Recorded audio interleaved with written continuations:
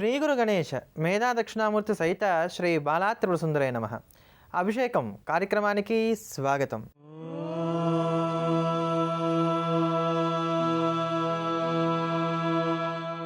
సశంఖచక్రం సకిరీటకుండలం సపీతవస్త్రం సరసీరుహేక్షణం సహార వక్షస్థల కౌస్తుభోద్భాసితాంగం నమామి విష్ణుం శిరసా చతుర్భుజం. శాంతాకారం భుజగశయనం పద్మనాభం సురేశం విశ్వాధారం గగనసదృశం మేఘవర్ణం శుభాంగం లక్ష్మీకాంతం కమలనయనం యోగి హృద్యానగమ్యం వందే విష్ణుం భవభయహరం సర్వలోకైకనాథం.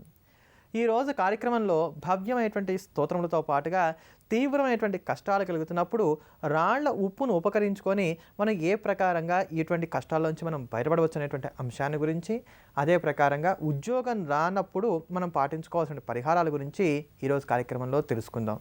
ముందుగా కార్యక్రమాన్ని ప్రారంభం చేసుకోబోయే ముందుగా మనం ప్రతిరోజులాగానే మన వంట ఇంట్లో మనకి అందుబాటులో ఉండేటువంటి వస్తువులతో మనకు ఉండేటువంటి కష్టాలు ఏ ప్రకారంగా పోగొట్టుకోవచ్చో తెలుసుకుంటున్నాం కదా. అందులో భాగంగా ఈరోజు చివరగా రాళ్ల ఉప్పుతోటి మనకు ఉండేటువంటి తీవ్రమైనటువంటి కష్టాల నుంచి ఎలా మనం బయటపడవచ్చో తెలుసుకుందాం. రాళ్ల ఉప్పు చాలా శక్తి సంపన్నమైనటువంటిది. అందుకని ఎప్పుడైనా సరే చూడండి, దిష్టి తీయవలసి వస్తే రాళ్ల ఉప్పుతోనే తీస్తారు. ఈ రాళ్ల ఉప్పుకి ఎటువంటి నకారాత్మక శక్తినైనా సరే పోగొట్టేటువంటి బలం ఉంటుంది. నకారాత్మక శక్తి అంటే నెగిటివ్ ఎనర్జీ. దీన్ని ఎట్లాంటి దానైనా సరే తీసివేయగలిగేటువంటి శక్తి రాళ్ల ఉప్పుకు ఉంటుంది. అందుకనే ఎప్పుడూ కూడా మనం ఇల్లు తుడిచేటప్పుడు వారంలో ఏదన్నా ఒక రోజు కనుక కాస్త రాళ్ల ఉప్పు నీళ్ళల్లో వేసి అది కడిగిన తర్వాత ఆ నీటితో కనుక ఇల్లు తుడుస్తూ ఉన్నట్లయితే ఇంట్లో ఉండేటువంటి నెగిటివ్ ఎనర్జీ అంతా కూడా వెళ్ళిపోతుంది. అంత చక్కగా ఉపకరించేటువంటిది రాళ్ల ఉప్పు. అందుకని ఎప్పుడైనా సరే అష్టమ శని కానీ, ఏలినాటి శని కానీ, అర్ధాష్టమ శని కానీ, శని మహర్దశలు కానీ, శని వేదలు కానీ కలుగుతూ విపరీతమైనటువంటి బాధగా ఉంది, ఆర్థికంగా ఆరోగ్యపరంగా అన్ని విధాలా సతమతమవుతున్నాం, ఒక దారి దిక్కు తెన్ను ఏమీ తోచట్లేదు, అన్నింటా కూడా అవస్థగా ఉన్నాం, పీక లోతు మేము కష్టాల్లో మునిగిపోయి ఉన్నాం అనుకున్నప్పుడు ఈ రాళ్ల ఉప్పుని కనుక 8 శనివారాలు మనం దానం చేసినట్లయితే మనకు ఉండేటువంటి కష్టాల్లోంచి మనం బయటపడవచ్చు. ఎవరైనా సరే ఒక బ్రాహ్మడికి 8 శనివారాల పాటు 1.25 కేజీ కొలతగా రాళ్ల ఉప్పుని దానం ఇవ్వాలి. 1.25 కేజీ కొలతగా రాళ్ల ఉప్పుని ఒక 8 శనివారాల పాటు బ్రాహ్మడికి దానం ఇవ్వాలి దక్షిణ తాంబూలాలతోటి. అలా చక్కగా దక్షిణతోటి ఇలా రాళ్ల ఉప్పును దానమిస్తూ వచ్చినట్లయితే ఈ 8 శనివారాలు తీరేసరికి కానీ, 8 శనివారాల లోపుగా కానీ మనకున్నటువంటి కష్టాలు చాలా వరకు ఉపశమిస్తాయి. ఇలా చాలా వరకు ఈ కష్టాలు ఉపశమించడానికి రాళ్ల ఉప్పు ఇంత భవ్యంగా ఉపయోగపడుతుంది. అంతేకాక ఉప్పు విషయంలో తీసుకోవాల్సిన జాగ్రత్తలు కూడా కొన్ని ఉన్నాయి. భోజనం చేసిన తర్వాత ఏం చేస్తామంటే ఒకవేళ కంచంలో కానీ లేకపోతే విస్తరాకులో కానీ ఉప్పు వేసుకుని ఉంటే మనకు అవసరం లేదంటే ఆ ఉప్పును వదిలేస్తాం. అలా వదిలేయకూడదు. దాని మీద కాస్త నీరు పోసి లేవాలి, లేకపోతే అప్పులు అవుతాయని చెప్పారు. ఉప్పు కనుక ఆకులో వదిలేస్తే అప్పు అవ్వడానికి అవకాశం ఉంటుంది. ఉప్పును చాలా జాగ్రత్తగా వాడుకోవాలి. ఈ డైనింగ్ టేబుల్ మీదో లేకపోతే మనకి రకరకాల చోట్ల మనం ఏం చేస్తాం, ఉప్పు అందుబాటులో పెట్టుకోవడం కోసం అని చెప్పని ఏదో చిన్న చిన్న గిన్నెల్లో వేసి అట్టు పెట్టుకుంటూ ఉంటాం. అలా మూత లేకుండా ఉప్పును గనక గాలికి వదిలేసి ఉంచినట్లయితే దానిలో ఉండేటువంటి దుష్ప్రభావం కారణం చేత ఇంట్లో అప్పులు అవడానికి అవకాశాలు ఉంటాయి. కనుక ఉప్పు ఎప్పుడు కూడా మూత పెట్టే ఉంచాలి. ఇలా అనేక రకాల విషయాలన్నీ కూడా ఉప్పుతో ముడిపడి ఉంటాయి. కనుక ఇల్లు ఖాళీ చేయవలసి వచ్చినా లేకపోతే మనం వేరే చోటకి వెళ్తున్నా ఇంట్లో ఉన్న వస్తువులన్నీ పట్టుకు వెళ్తాం, కానీ ఉప్పును మాత్రం పట్టుకు వెళ్ళాం, అక్కడే వదిలేసి వెళ్తాం. దీనికి గల కారణం ఇది. అలా ఉప్పు చాలా శక్తి సంపన్నమైనటువంటిది. అందుకనే రాళ్ల ఉప్పును ఎవరైతే 8 శనివారాల పాటు 1.25 కేజీ చొప్పున బ్రాహ్మడికి దానం ఇస్తారో, ఒక 8 శనివారాలు వరుసగా వారికి ఉండేటువంటి సంకటాలు ఏవైనప్పటికీ, తీవ్రమైనటువంటి ఇబ్బందులు ఏవైనప్పటికీ అవి తగ్గుముఖం పడతాయి. అంతో ఇంతో ఏదన్నా ఒక దారి మనం వాటిలోంచి మనం బయటపడడానికి కూడా లభిస్తుంది. ఈరోజు బుధవారం నాడు మనం చేసేటువంటి విష్ణు సంబంధమైనటువంటి ఆరాధన త్వరగా స్వామివారి యొక్క అనుగ్రహాన్ని మనం అందుకోవడానికి గాను ఉపకరించేటువంటిది. అటువంటి విష్ణు సంబంధమైనటువంటి ఆరాధనలో కూడా నారాయణుడికి అనలేనటువంటి స్థానం ఉంది. నారము అంటే జ్ఞానము.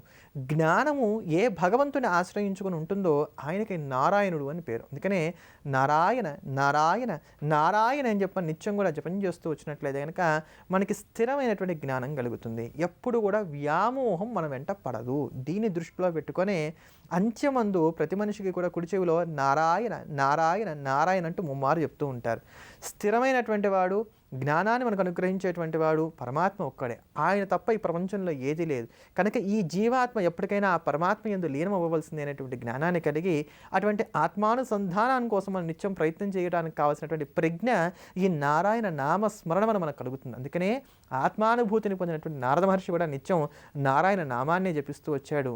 యోగులైనటువంటి వారందరూ కూడా నారాయణ నామాన్నే తపించారు కూడా. అటువంటి నారాయణ నామ వైశిష్ట్యాన్ని మనకు చాటి చెప్పేటువంటి నారాయణ స్తోత్రాన్ని శ్రవణం చేద్దాం, ధన్యులమవుదాం. నారాయణ నారాయణ జయ గోవింద హరే గోవింద హరే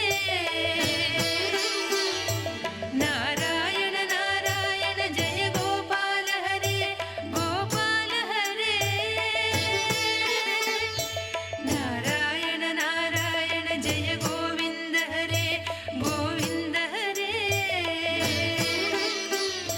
నారాయణ నారాయణ జయ గోపాల హరే గోపాల హరే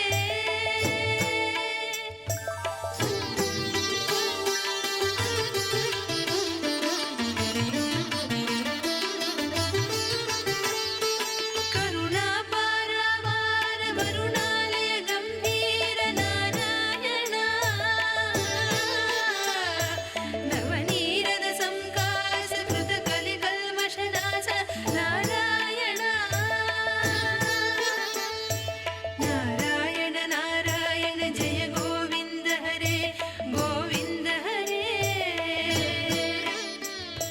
నారాయణ నారాయణ జయ గోపాల హరే గోపాల హరే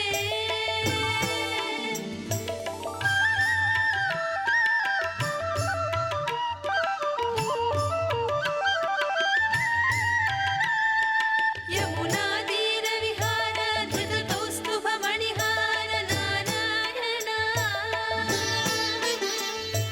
పీతాంబర పరిధాన సుర కళ్యాణ నిధాన నారాయణ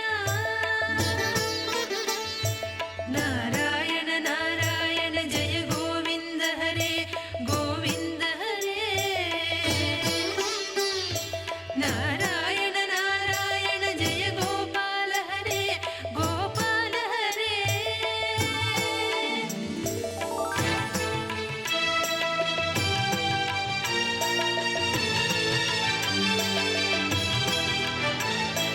మంజుల గుంజాభూష మాయా మానుష వేష నారాయణ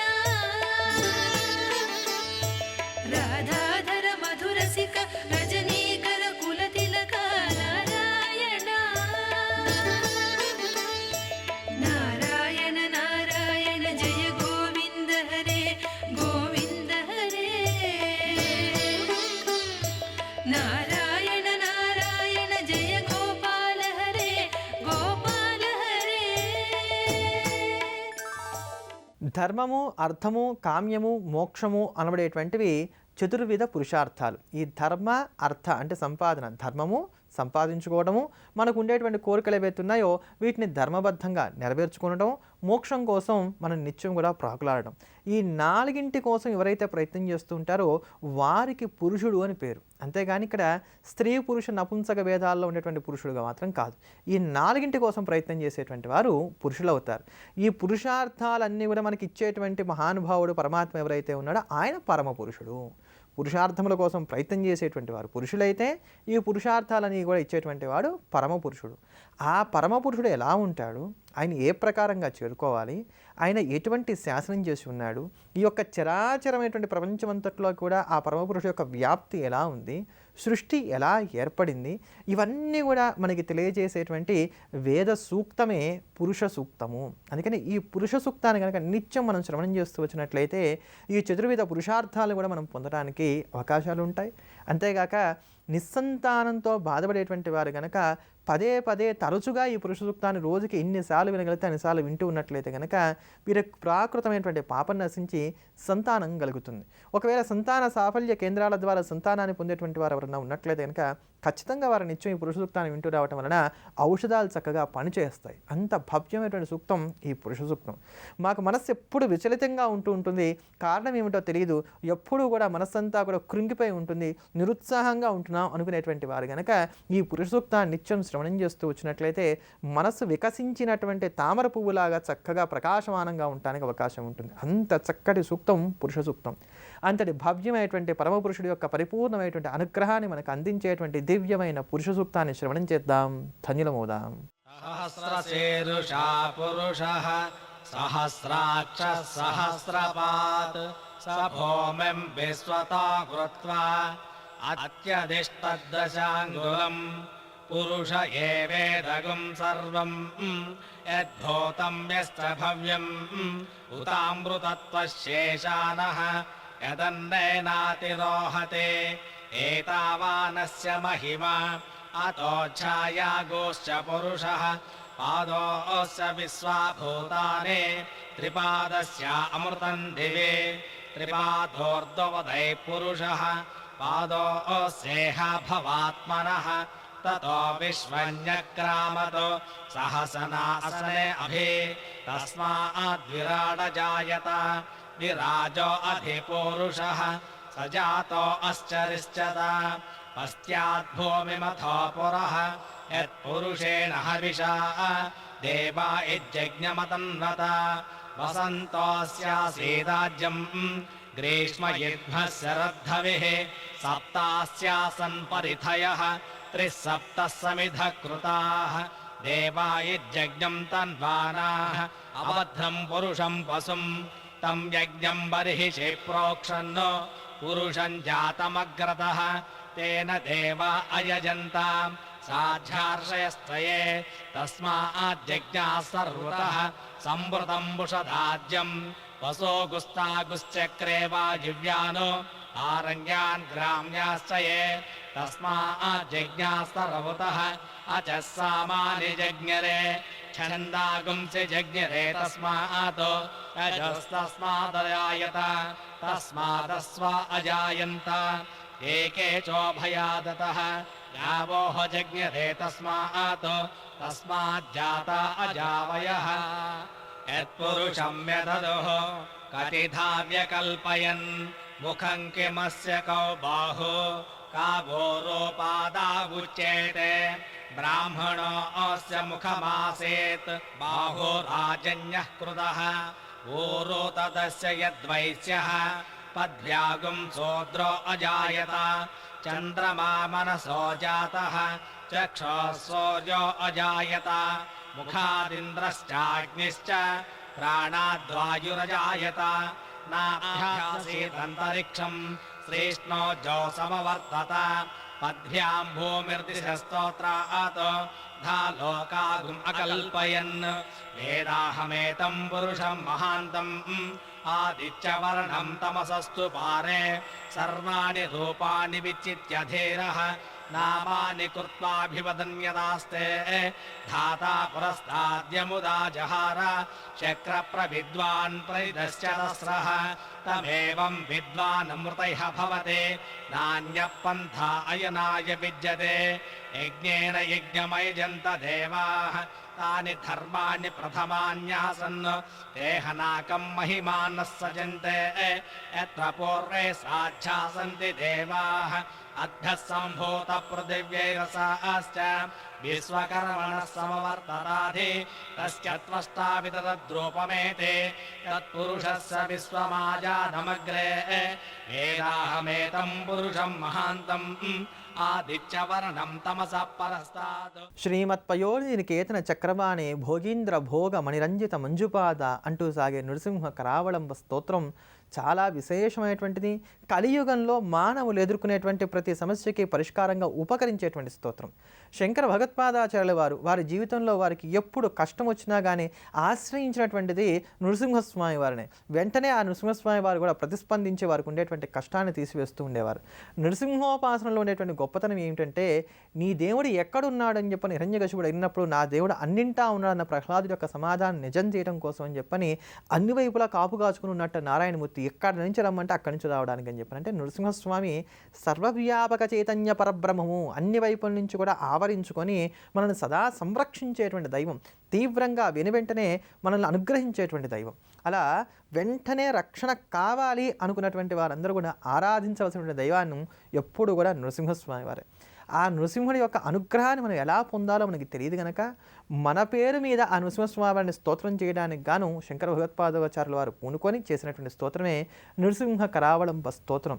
ఇందులో నృసింహుడి యొక్క కారుణ్యాన్ని అనంతంగా వర్ణిస్తారు. అందుకని ఈ స్తోత్రానికి మన మరో పేరు నృసింహ కరుణారస స్తోత్రం. ఎప్పుడైనా సరే మీకు ఏదైనా సరే ఇబ్బంది వచ్చింది అనుకున్నప్పుడు ఆ ఇబ్బందిలోంచి బయటపడడానికి ఒక లక్ష్మీ నరసింహస్వామి వారి యొక్క చిత్రపటాన్ని పెట్టుకొని దాన్ని ఎదుర్కొంటే రోజు నువ్వు నూనెతోటి దీపారాధన చేసి ఒక్క తులసీదళం అన్నా సరే కనీసం స్వామివారి యొక్క పాదాల దగ్గర ఉంచి ఈ నృసింహకరావళంబ స్తోత్రాన్ని కనుక రోజు పారాయణ చేస్తూ వచ్చినట్లయితే 41 రోజుల పాటు మీకు ఉండేటువంటి కష్టంలోంచి మీరు బయటపడగలుగుతారు.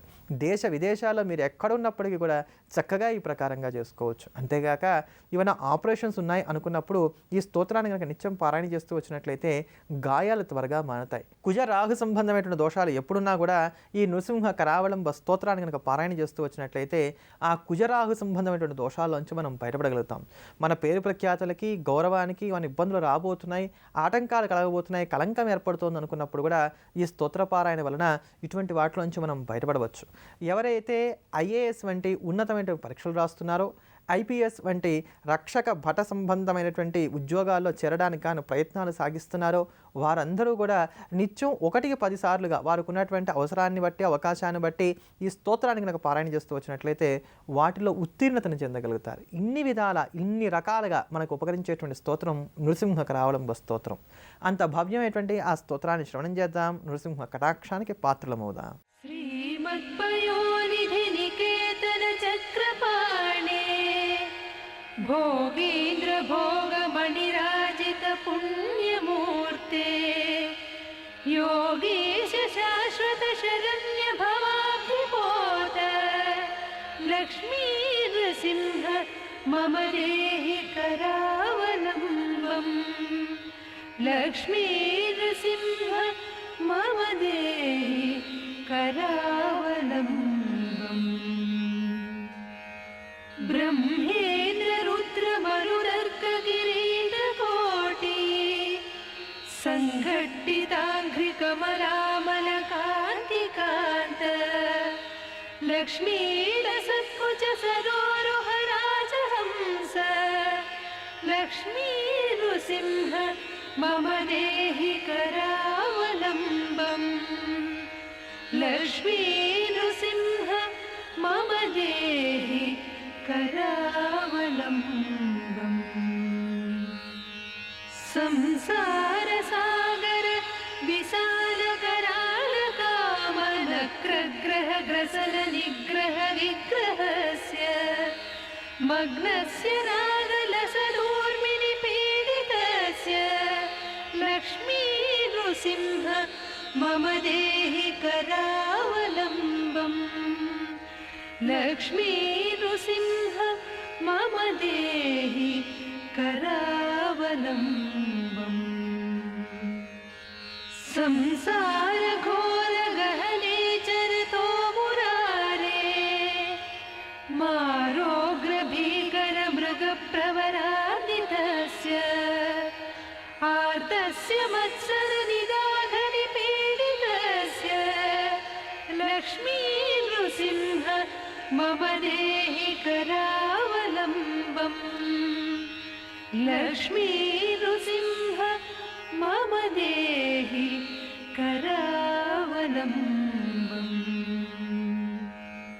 संसारकूपमतिघोरमगाधमूलम् सम्प्राप्य दुःखशतसर्पसमाकुलस्य दीसस्य देव कृपया शरणागतस्य लक्ष्मी नृसिंह मम देहि करावलम्बम् लक्ष्मी नृसिंह मम देहि करावलम्बम् మన నిత్య దైనందిన జీవితంలో మనం ఎదుర్కొనేటువంటి సమస్యలకి పరిష్కార మార్గాలను ఏ ప్రకారంగా తెలుసుకోవచ్చో మనం ప్రతిరోజు తెలుసుకుంటున్నాం కదా.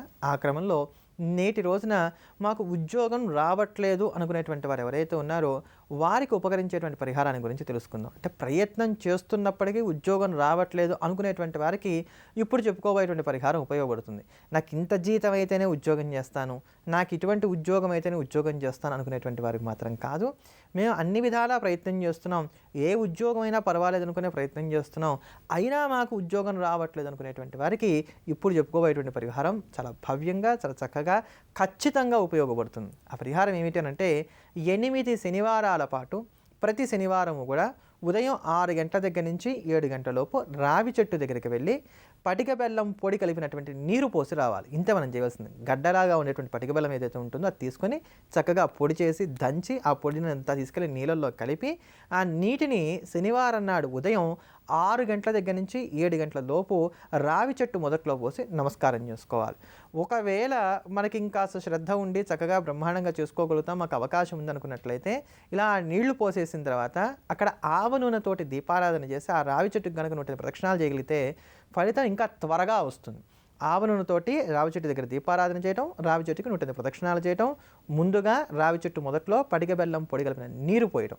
ఇక్కడ బాగా గుర్తుపెట్టుకోవాల్సినటువంటి విషయం వల్ల మాత్రం మీరు నీరు పోసేటప్పుడు తూర్పు ముఖంగా నిలబడే నీరు పోయాలి. తూర్పు ముఖంగా నిలబడి ఈ యొక్క పటిక బెల్లం పొడి కలిపిన నీళ్ళు ఏవైతే ఉన్నాయో వాటిని పోసి నాకు త్వరగా ఉద్యోగం రావాలని చెప్పి నమస్కారం చేయాలి. ఇలా చేసినట్లయితే ఖచ్చితమైనటువంటి ఫలితాన్ని మనం పొందగలుగుతాం. ఇటువంటి క్రియా విశేషాలతోటి స్తోత్ర వైభవాలతోటి రేపటి అభిషేకం కార్యక్రమంలో మళ్ళీ కలుద్దాం. స్వస్తి. జ్యోతిర్వైద్య నిపుణులు తేజస్వి శర్మను సంప్రదించాల్సిన ఫోన్ నంబర్ 9391166344. Email tejasvi.astro@gmail.com.